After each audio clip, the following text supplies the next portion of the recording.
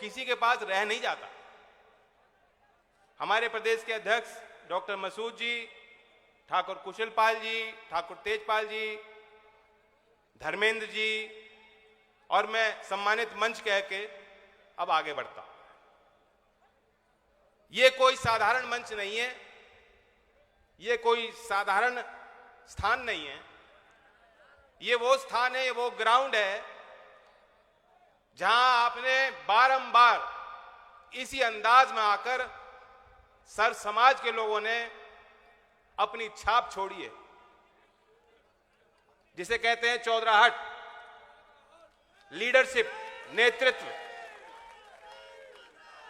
मुझे याद है वो दिन 2009 में भी जब इस ग्राउंड को आपने भर दिया था।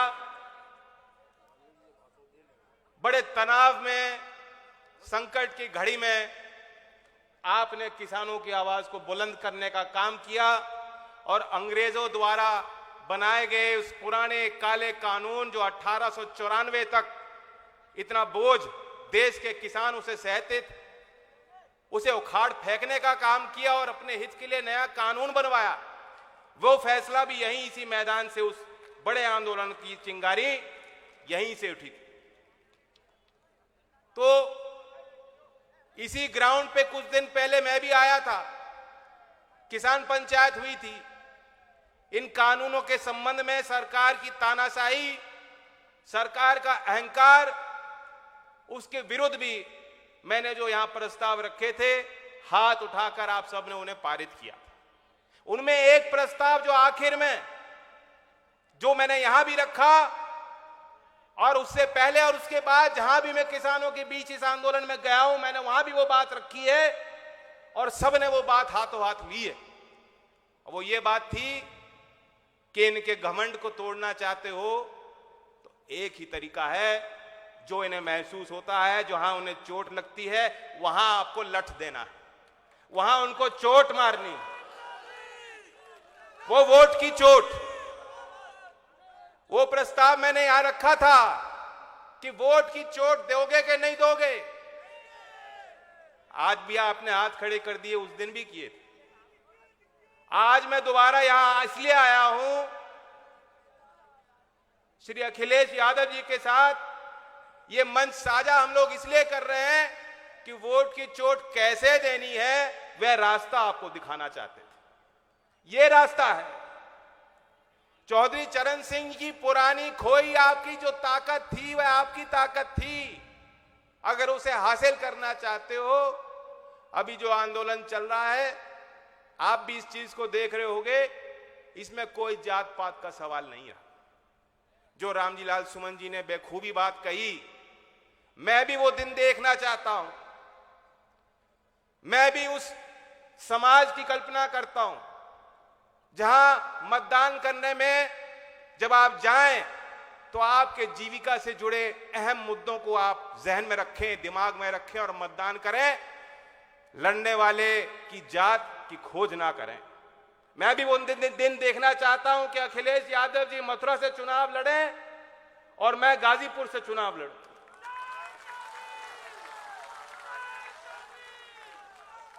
लेकिन अगर वो करना है, अभी इस आंदोलन में सभी जाति, कौम, गांव में जो लोग रहते हैं, उनकी भावना आपके साथ जुड़ रही है। वे लोग चाहते हैं, उन्हें मालूम है कि ये जो चेतना जगाई गई है, यही तो हमारी लड़ाई थी। अब लोग एक हो रहे हैं, इस एक को मत कमजोर होने देना। मैं आप तो यही कहने आया हूं, ये अवसर है। अब आप निकल पड़ो। यहां से जब लौटोगे, ये घर बैठने का वक्त नहीं है। मैं भी कल प्रयागराज में किसान पंचायत में जा रहा हूं। निरंतर हम लोग निकल पड़े हैं, सब लोग चलेंगे और आपको भी चलना होगा। जिस गांव में आज लोग नहीं आए हो, उस गांव में जाइए, बैठक कीजिए।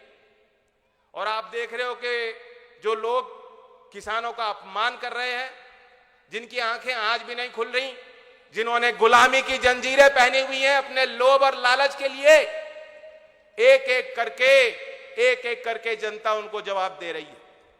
कल की घटना आपको पता है क्या हुआ पटलौनी में। आपको यह भी मालूम होना चाहिए कितना अहंकार इनके अंदर भर गया। बल्टी गड़ी की जय पहलवान जी, बल्टी गड़ी की जय। इतना अहंकार इनके अंदर भर चुका है। जब मैं मंच पे बैठा था मुझे खबर मिली आते दफे कि 8 लोगों को गिरफ्तार कर लिया गया। विरोध तो होता है, जब आप सार्वजनिक जीवन में हो गलतियां भी करते हो, आलोचना भी होती है। नेता तो वही अच्छा होता है जो आलोचना भी सुने, सुधार करे। कहीं भूल हो तो जनता से ऊपर नहीं हो, आप जनता से ताकतवर नहीं हो, समाज से ऊपर नहीं हो।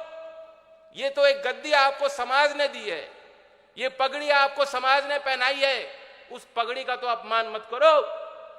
मुझे खबर मिली कि 8 साधारण गांव के लोगों ने जिन्होंने विरोध किया उनको पुलिस ने जाके गिरफ्तार कर लिया। लेकिन जब मैं बैठा था अभी अभी मुझे खबर दी गई कि नहीं, उनको छुड़वा दिया गया है। मैं इस पंचायत में कहना चाहता हूं, कान खोल के योगी जी देख लें, बैठ लें, सुन लें इन बातों को। जहां भी हो, जो भी अभी कर रहे हो मैं नहीं जानता। अक्सर उनकी तस्वीर होती है, कभी गाय को खिला रहे हैं, कभी आप जो फल की टोकरी बांध के पूजा पाठ कर रहे हैं, बहुत समय होता है उनके पास। अखिलेश जी भी मुख्यमंत्री है, कहां वक्त होता है, कहां अपना निजी जीवन, कहां अपने निजी विचार, कहां अपनी निजी मान्यताएं, कहां अपना परिवार, सब चीज भूल भुलाकर जिम्मेदारियां निभानी पड़ती हैं। पर वो मग्न है अपने ऐशो आराम की जिंदगी काट रहे हैं, कहने को फकीर हैं। मैं उनको कह रहा हूं, कान खोल के सुन लो, यही वो मैदान है। किसी भी क्रूर शासक को कैसे जवाब दिया जाता है, इस क्षेत्र की जनता बेखूबी जानती है और बेखूबी निभा सकती है। अगर आपने किसी साधारण ग्रामीण के खिलाफ कोई अनैतिक कार्रवाई की तो ईंट से ईंट, डंडा से डंडा बजाने की हैसियत ये लोग रखते हैं।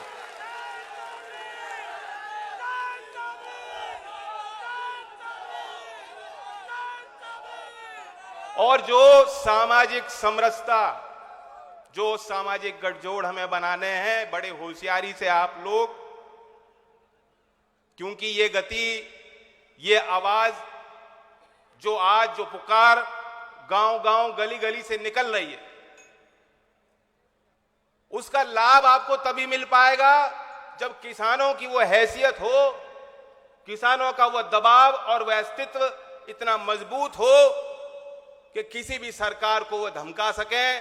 सरकार में जो बैठे प्रतिनिधि हों उन्हें एहसास हो कि ये है मेरा समाज, ये है मेरा वोटर। आज तो जो सरकार बैठी है दिल्ली में, जो सरकार बैठी है लखनऊ में, इन्हें लग रहा है इनके मुद्दे दूसरे हैं। अभी भी मैं देखता हूं कि टेलीविजन वाले जो हैं, चंद लोग हैं, वो सर्वे चला देते हैं। मैं नहीं जानता किससे जाके उन्होंने पूछा, कहां उन्होंने तहकीकात की, किसकी राय वो रख रहे हैं। कह रहे हैं साहब योगी साहब ने नौकरियां बहुत दी हैं। आपको मालूम होगा 4 साल पूरे हो गए आज, 1 सप्ताह का जश्न होने जा रहा है। अरबों खरबों रुपए जो है विज्ञापन दिए जा रहे हैं। केरल तक प्रचार हो रहा है कि योगी जी की शिक्षा नीति, योगी जी के रोजगार, योगी जी का लॉ एंड ऑर्डर, खूब वाहवाही लूटी जा रही है। और आज तो मैंने देखा एक विज्ञापन था, उसमें लिखा था योगी जी ने 1 डिस्ट्रिक्ट 1 प्रोडक्ट में 4 साल में 25 लाख नौकरियां दे दी। इनमें कई दुर्गेश चौधरी होंगे। अभी तरसों तो कह रहे थे कि 4 लाख नौकरी दी 4 साल में। सुना था, योगी जी का बयान था, 4 लाख दी। कभी कहते हैं 1 करोड़ 80 लाख दे दी, कभी कहते हैं 5 साल में 70 देंगे, अब कह रहे हैं 4 साल में 25 लाख दे दी। अब ये झूठ भी कह सकते हो या हो सकता है इनका गणित भी कमजोर हो, दोनों ही बात हो सकती है। अब बाबा लोग हैं, इन्हें मैं झूठा तो नहीं कहूंगा।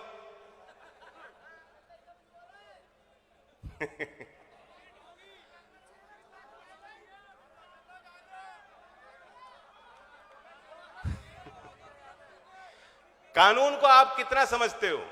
क्योंकि यहां इसी स्थान पंचायत हुई, उस समय भी ये बातें की गई। कानून को समझ रहे हो? ये जो कानून मोदी जी लाना चाहते हैं जबरन, आपातकालीन में लाए, किसी से पूछा नहीं, किसी ने मांगा नहीं। आज 114 दिन हो गए, 114 दिन हो चुके हैं। 300 से ज्यादा किसान, उन किसानों ने कुर्बानियां, उनके परिवारों ने सबसे बड़ी कुर्बानी दी है। किसके खातिर, किस लिए? किसी लोभ या लालच में वो लोग बैठे हैं। साक्षी महाराज जी क्या कह रहे हैं? साक्षी महाराज जी को भी आपने करीब से देखा है, मथुरा की जनता ने। वे आतंकवादी बता रहे हैं। कंगना रनौत जैसी जो लोग जो मोदी जी के मित्र मंडली में शामिल हैं, वह आतंकवादी कहती हैं। और मोदी जी खुद जब संसद में बोलते हैं तो परजीवी जैसे शब्दों का प्रयोग करते हैं। लेकिन जो 300 से ज्यादा किसान मारे गए हैं, जिन्होंने कुर्बानी दी, जिन्होंने जनता शहीद मानती, उनके लिए संवेदना भी व्यक्त नहीं करना चाहते। तोड़ना पड़ेगा इनका अहंकार। ये बैठे हुए हैं, सोच रहे हैं कि फिर चुनाव आएगा, फिर जो हवाई जहाज भेज देंगे कहीं, फिर जो भारत और चीन में टकराव कर देंगे, क्या पता नेपाल से लड़ बैठे हैं, कुछ भी कर सकते हैं। और इनका प्रचार तंत्र बहुत ज्यादा ताकतवर है, बहुत पैसा इनके पास है, बहुत पैसे वाले लोग इनके साथ खड़े हैं। हर चीज में आपने नोट किया होगा, मोदी जी की तस्वीर आती है। कोई छोटा बड़ा काम हो, बिना उनके तस्वीर नहीं हो रहा। आपातकालीन है, बीमारी चल रही है, रोग है, आप टीका लगाने जाओगे तो उस जो सर्टिफिकेट मिल रहा है उसमें भी मोदी जी की तस्वीर है। शौचालय पे भी है, पेट्रोल पंप पे तो देखा मैंने। यह हो सकता है कल को कोई किसी का निधन हो जाए, मृत्यु सर्टिफिकेट भी लिखा हो, यात्रा मंगलमय रहे।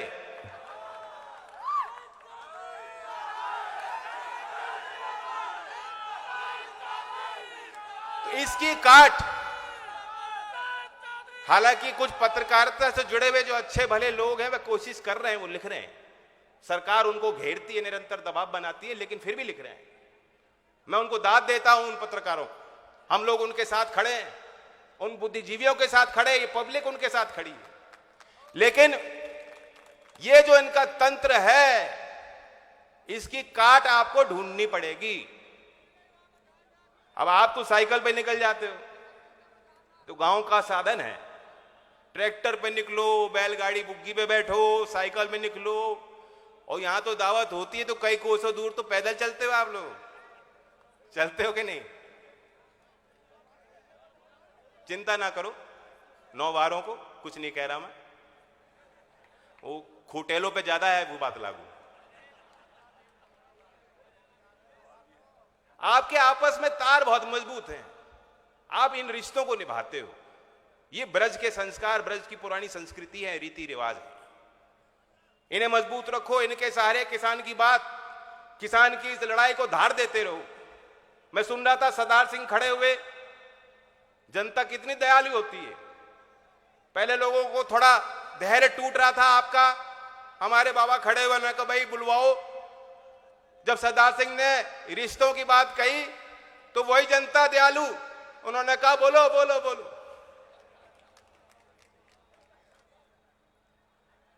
मैं आपकी इस ताकत के आगे नतमस्तक होता हूं।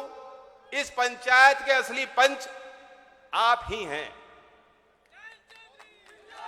अब आप इस ताकत को, इस एकता को खंडित मत होने दीजिए। मैं इस मंच से अपनी तरफ से एक और ऐलान करना चाहता हूं। एक नारा ऐसा चल पड़ा है, जब ये लड़के, ये नौजवानों की जो फौज है, जिन्होंने बहुत उम्मीद के साथ मतदान किया था, कभी इनके पक्ष में किया था, उससे पहले हमारे साथ थे। आज जब कोई बीजेपी का कोई नेता गांव में आता है, कौन सा नारा है वो? किसान एकता, किसान एकता। अब एक दूसरा नारा चलाओ, भाईचारा जिंदाबाद, भाईचारा जिंदाबाद। यहां से तो बहुत उठाया, आप लोग जो है मस्ती ले रहे हो। भाईचारा जिंदाबाद। ये मैं इसलिए कह रहा हूं कि बीजेपी बहुत षड्यंत्रकारी पार्टी है। बहुत खुरापात करने वाले लोग शामिल हो गए वहां, सब बदमाशी करते हैं, दिन रात बैठ के यही सोचते हैं कैसे कौन सा खेल निकाल के लाएंगे।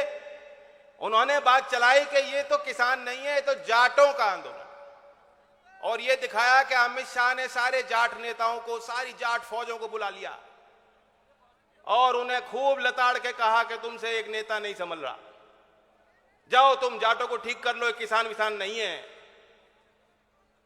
मुझे तो दिल पे चोट लगी वो बात सुन के। अगर कोई किसान हितैषी है, हमारी ताकत इन बातों को उछालने में नहीं है। क्या सिर्फ जाट बैठे हैं? क्या इस सभा में जाट आए हैं? कल मैं प्रयागराज अगर पंचायत होगी, वहां सिर्फ जाट होंगे। कासगंज में अभी जो पंचायत थी, वहां जाट थे। ये एक जाति का विषय है क्या? अरे खेती किसानी। और मैं आपको कहना चाहता हूं, जीवन गांव में आज भी देख लो, बिना हल के, बिना खुरपी के जीवन संभव नहीं है। यानी किसान बिना मजदूर जिंदा नहीं रह सकता। गांव का हर एक गरीब वर्ग, कामगार, कारीगर, उनके बगैर आप जिंदा नहीं रह सकते किसान भाइयों। और इसलिए जो मैं कहना चाहता हूं, बार बार मैं उसी बात पे फिर लौट के आ रहा हूं, हाथ पकड़ लो एक दूसरे का और विश्वास करो एक दूसरे पे। जो लोग बैठे हैं लखनऊ में, वो आपका हित नहीं चाहते। उनकी सारी बात शुरू दंगे से होती है और समाप्त दंगे पे होती है। उनकी सोच, अगर योगी जी आएंगे पश्चिमी उत्तर प्रदेश के किसी क्षेत्र में, किसी जनपद में, उनका एक पांव नहीं उतरता और वो मुजफ्फरनगर दंगे की बात शुरू कर देते हैं। वो कैराना के ऐसे फर्जी पलायन की चर्चा शुरू कर देते हैं। यही नहीं, दूसरे राज्यों में भी जब जाते हैं तो वही बातें करते हैं, उल जलूल। अरे हमें नौकरी की बात करनी है, हमें विकास की बात करनी है। मैं भी यहां जनप्रतिनिधि रहा हूं, घर घर में, गांव गांव में हमने कोशिशें की। मुख्यमंत्री जी थे अखिलेश जी, चर्चा हो रही थी। जो विकास की परियोजना उस समय चल गई, उसके बाद मुझे बताओ, कोई एक सड़क, कोई एक एक्सप्रेसवे यहां बनाओ।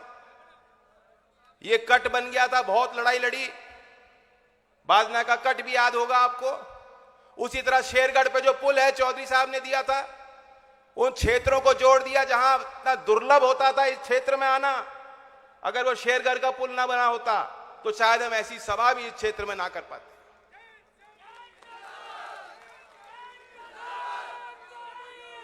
तो अगर चौमुखी उत्तर प्रदेश का विकास चाहते हो, अगर किसान की सरकार बनाना चाहते हो, अगर ऐसी सरकार बनाना चाहते हो जिसके सबसे बड़ी, जिसकी प्राथमिकता इस क्षेत्र के होनहार नौजवान होंगे, तो आज उस रास्ता को मैं आपके आगे, उस मंच को दिखाना चाहता हूं। उस मंच पे हम लोग खड़े हैं, एकजुट हैं, लेकिन गठजोड़ तो हमारा रहेगा।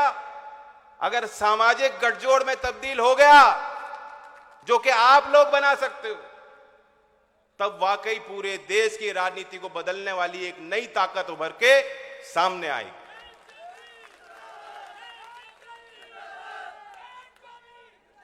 मैं भी आपकी तरह सुनना चाहता हूं।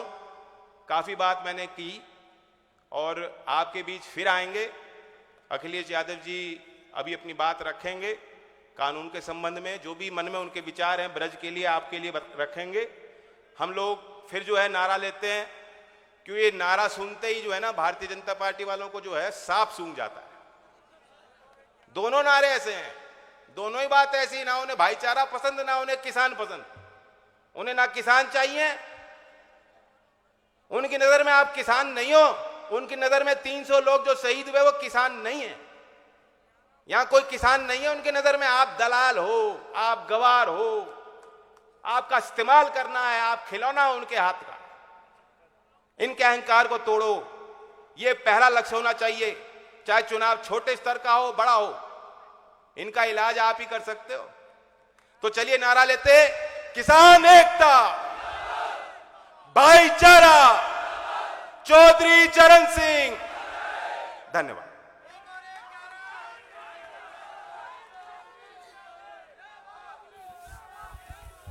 अब मैं अनुरोध करूंगा समाजवादी पार्टी के राष्ट्रीय अध्यक्ष, भावी मुख्यमंत्री अखिलेश यादव जी से, वो आए और महापंचायत को संबोधित करें।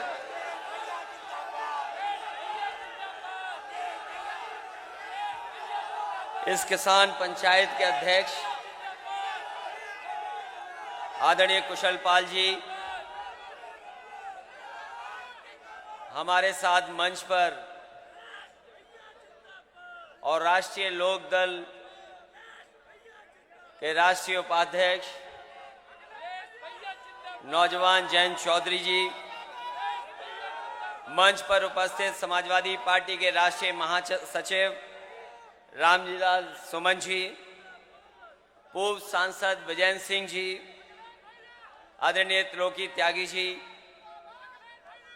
राष्ट्रीय लोकदल के प्रदेश के अध्यक्ष डॉक्टर मसूद साहब, पूर्व सांसद धर्मेंद्र अक्षय, कई समाजवादी पार्टी के एमएलसी और संचालन कर रहे यहाँ के इस कार्यक्रम के संजय लाठर जी, आदरणीय सरदार सिंह जी, आदरणीय डॉक्टर तेजपाल जी और मंच पर उपस्थित दोनों दलों के सभी महत्वपूर्ण नेता पदाधिकारी और इस किसान पंचायत में बड़ी संख्या में उपस्थित हमारे सभी आदरणीय बुजुर्ग किसान भाई, बड़ी संख्या में हमारे नौजवान साथी,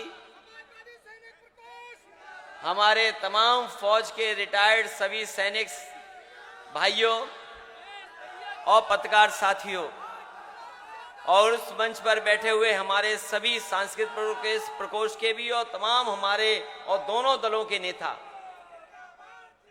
मैं सबसे पहले आरएलडी और समाजवादी पार्टी के सभी कार्यकर्ताओं को बहुत बहुत बधाई देना चाहता हूं इस किसान पंचायत के लिए।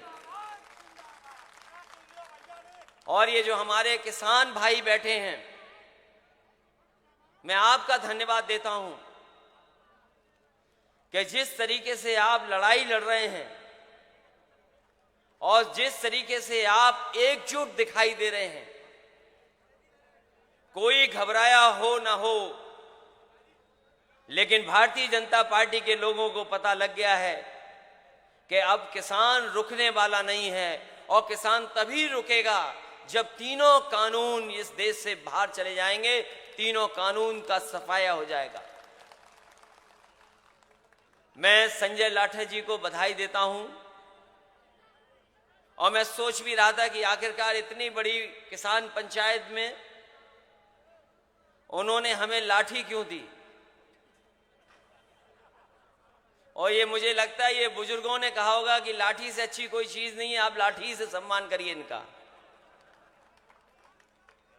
मैं बधाई देता हूं कि हमें लाठी दी, लेकिन हम और जयंत चौधरी जी दोनों नौजवान हैं, अभी लाठी की जरूरत नहीं है, अभी लाठी की जरूरत नहीं है। लेकिन जब आपने लाठी दे दी है तो कम से कम हम दोनों लोग ये जानते हैं कि लाठी कहां चलानी है।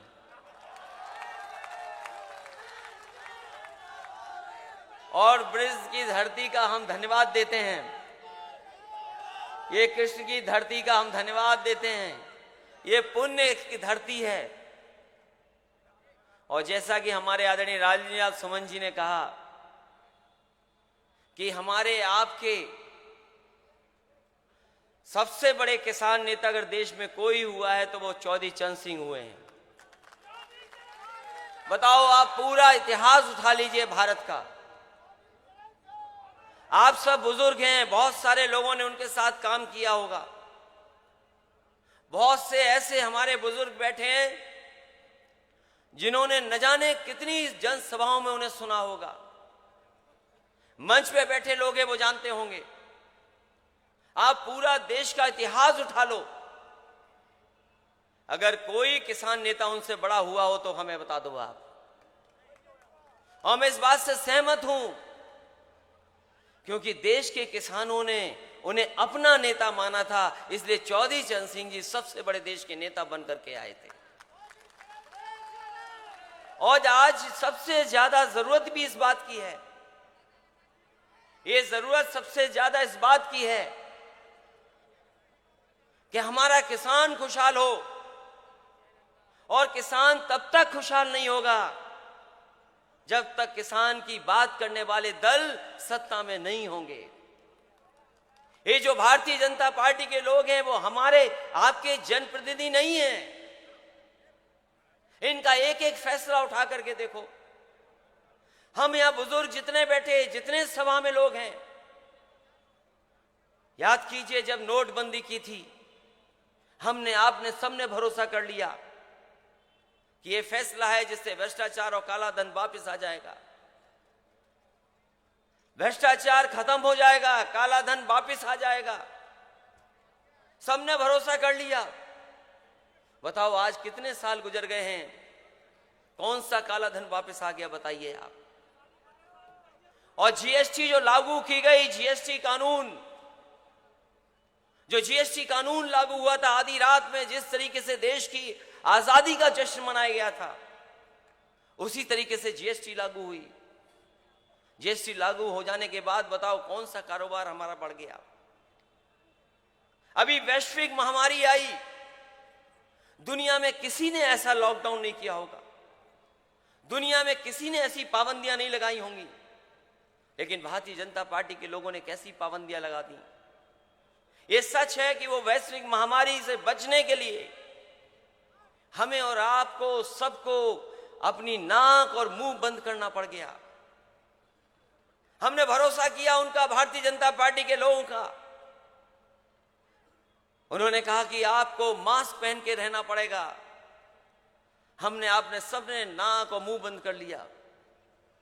लेकिन हम जानना चाहते हैं, बताओ भारतीय जनता पार्टी को कौन सी वैश्विक महामारी है कि उन्होंने अपनी आंख और कान बंद कर रखे हैं। उन्हें किसानों का न दुख समझ में आ रहा है, न किसानों की तकलीफ समझ में आ रही है। याद कीजिए वो समय जब कहा कि हम आय दोगुनी कर देंगे। ये सब खेती करने वाले बैठे हैं, ये दिन रात खेत पे काम करते हैं। बताओ कौन सी पैदावार की आय दोगुनी हो गई। धान आया, बिक गया, किसी ने पूछा नहीं। कौन सी फसल की पैदावार बढ़ गई। और यही नहीं, बताओ इस वैश्विक महामारी में डीजल और पेट्रोल की कीमत कितनी बढ़ा दी। डीजल पेट्रोल जो लोग ट्रैक्टर से चल करके आए होंगे, जो खेती करते होंगे, वो पूछिए डीजल पेट्रोल कितनी बढ़ गई। हम ये जानना चाहते हैं इस किसान पंचायत के माध्यम से कि जो डीजल पेट्रोल की कीमत बढ़ी है, वो आखिरकार उसका मुनाफा का जा रहा कहां रहा है। इसलिए साथियों, जहां दिल्ली की सरकार ने 3 कानून हम पे लागू कर दिए, वहीं हमारे मुख्यमंत्री जी ने भी कुछ कम काम नहीं किए हैं। और शायद ही ऐसे मुख्यमंत्री किसी को मिले होंगे। पहनावे से और कहने से तो योगी हैं, लेकिन जो हमने पढ़ा है गीता में, जो हमें जानकारी मिली है, वो यही है कि योगी वही होता है जो दूसरे का दुख अपना दुख समझे। बताओ ये योगी हैं क्या? क्या हमारे किसानों का दुख दर्द समझ पा रहे हैं?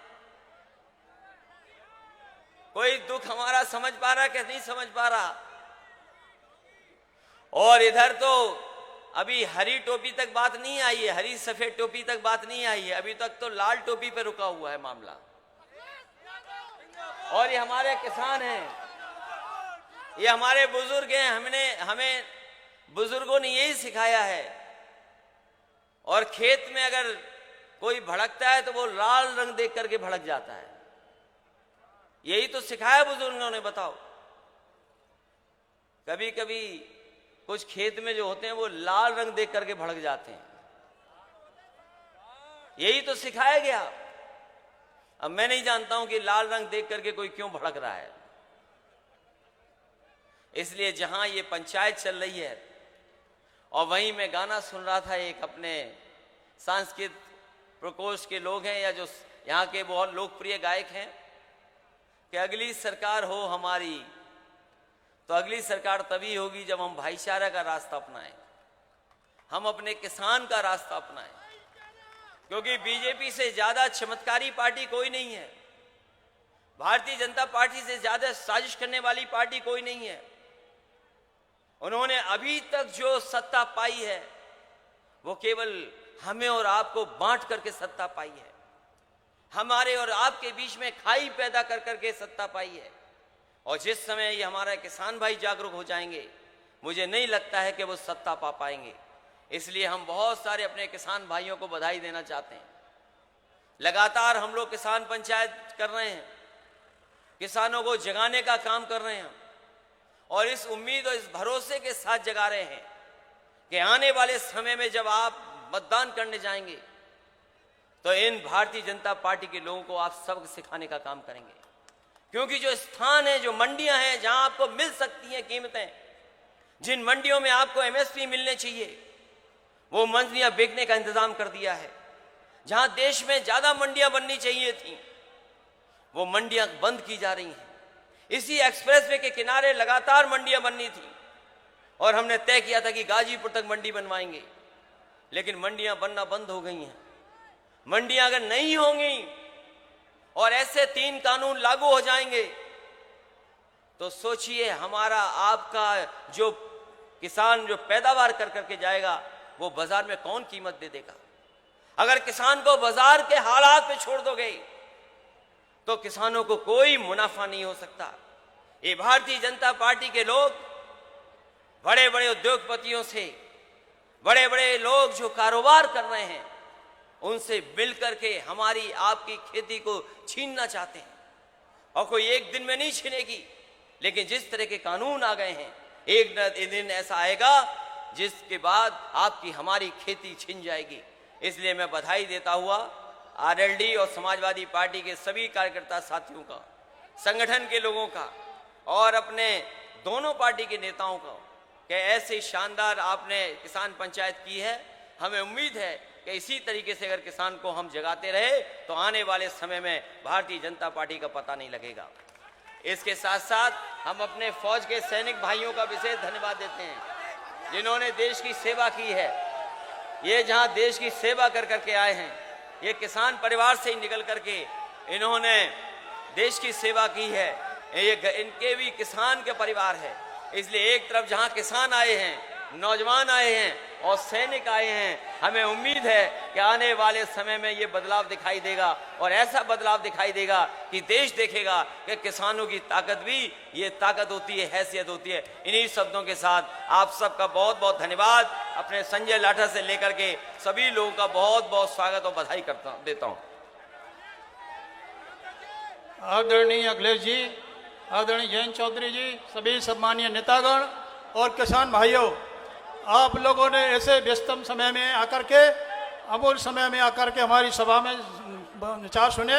मैं आप सभी लोगों को बहुत बहुत धन्यवाद देता हूं और होली की भी आप लोगों को शुभकामनाएं देता हूं, सभी किसान भाइयों को।